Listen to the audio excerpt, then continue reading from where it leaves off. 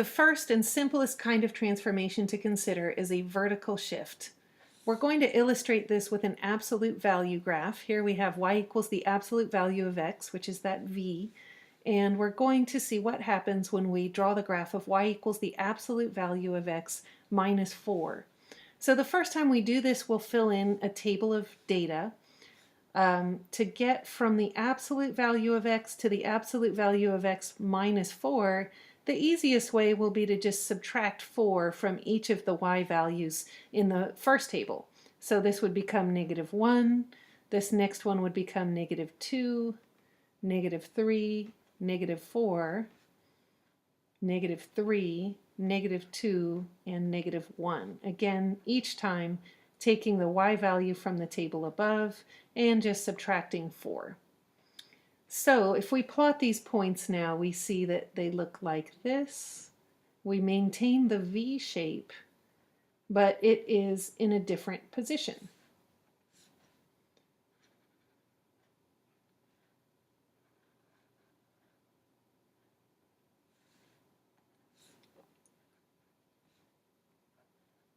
We can see that the graph looks like it has shifted down 4 units.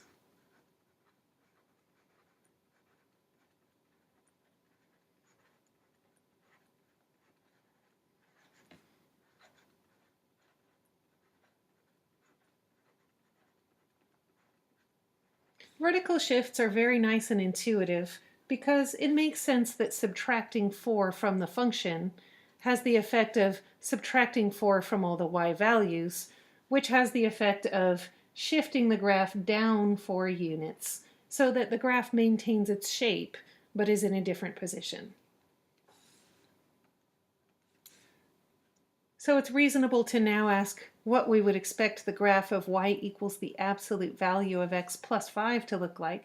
Well, if subtracting 4 shifts the graph down, adding 5 probably shifts the graph up, and it would go up 5 units. So this graph would be shifted up 5 units.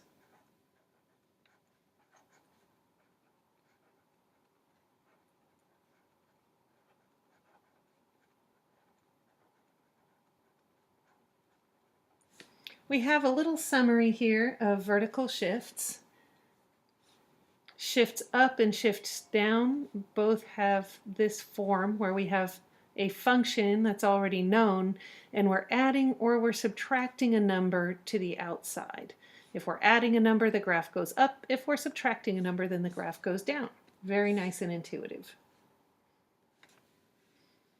Horizontal shifts are a little bit more complicated than vertical shifts.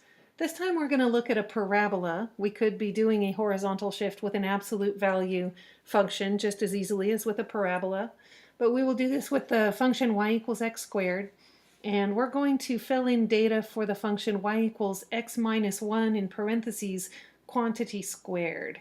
So this time I think we need to actually plug the numbers in and calculate the values because it's not as easy to get them from the y values on the previous table. So if x is -3, then y is -3 minus 1, all inside parentheses, quantity squared. This becomes -4 squared, which is 16. So this is going to be the point, -3, 16. If x is -2, y is, we're just plugging in our x values for the x in this formula, right? So -2 minus 1, quantity squared, is -3 quantity squared, which is 9. So go ahead and go through all of the x values. Maybe pause the video for a second while you calculate these and then resume.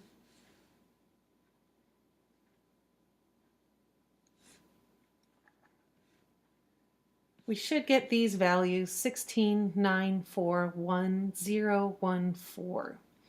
We're going to go ahead and plot these with the exception of the first one, which is off our grid. We're not going to change our scale to fit that. We just want to see what the points that we can fit look like on our grid. So coming back to the top here, we have -2, 9, -1, 4, 0, 1, 1, 0, 2, 1, 3, 4. So if we had plotted one more point, if we had calculated one more point over here, I can tell from the symmetry of these numbers that we would be back up here at 4, 9. So I'll go ahead and draw that in. Connecting these points, we can see that we still have a parabola, and that it looks like what happened is that the graph shifted right 1 unit.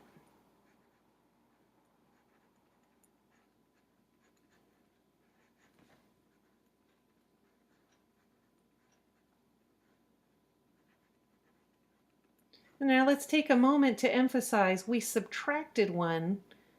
With our vertical shifts, when we subtracted, we went in the negative direction, which was down. Now we're subtracting a number, and we see that we go in the positive direction, which is right. So the horizontal shifts are a little bit less intuitive than the vertical shifts because of the fact that the direction is not what you might first guess. So based on what we just observed, if we were to add a number to x instead of subtracting a number from x, this is a horizontal shift. We would expect it to go in the negative direction, which would be left. So we think in this case the graph would shift left 3 units.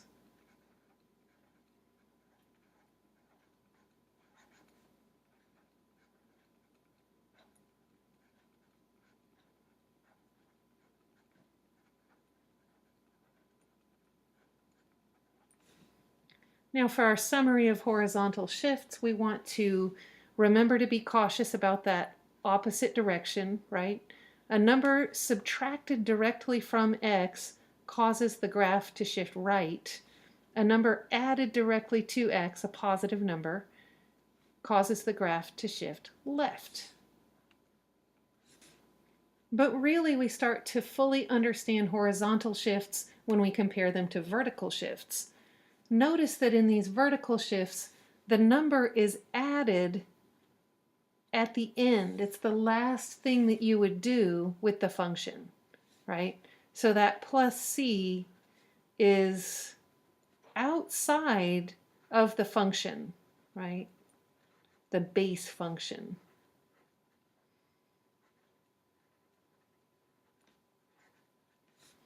And the minus c, same idea here, if it's a vertical shift.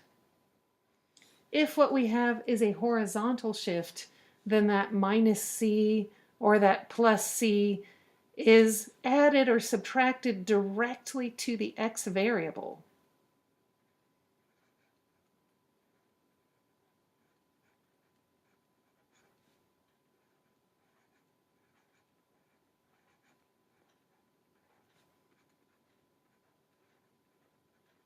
When we're adding or subtracting a number directly to x, the movement is in the x direction, which is horizontal.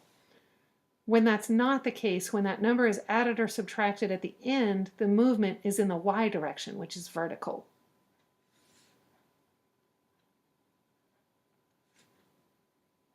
So let's put these two examples together with another new graph. This is the square root graph. And remember that the base function, which I'll draw really lightly here, the base function for the square root of x looks like a parabola on its side, but you only get half of the parabola. So this is y equals the square root of x that we're starting with.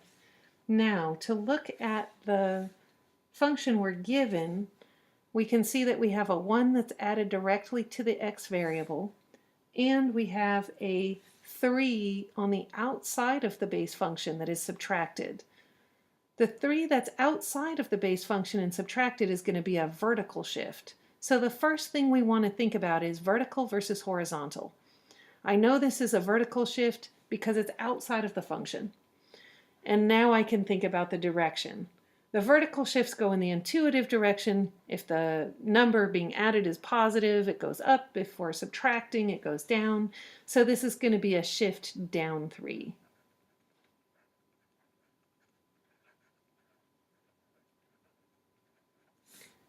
Now if we look at the 1 being added directly to the x variable, It's the fact that it's added directly to x that tells us it's a horizontal shift.